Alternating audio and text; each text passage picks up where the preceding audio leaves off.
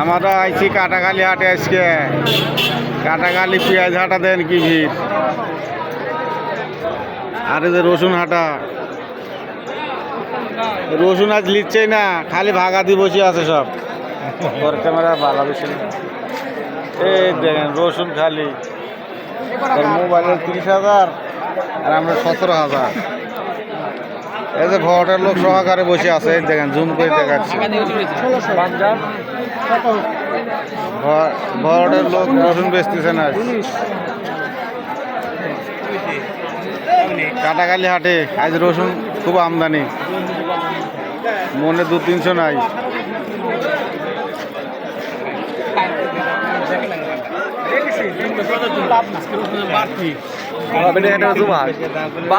কমলো দেন না আর একটাও নাই মানে মন 8 টাকা।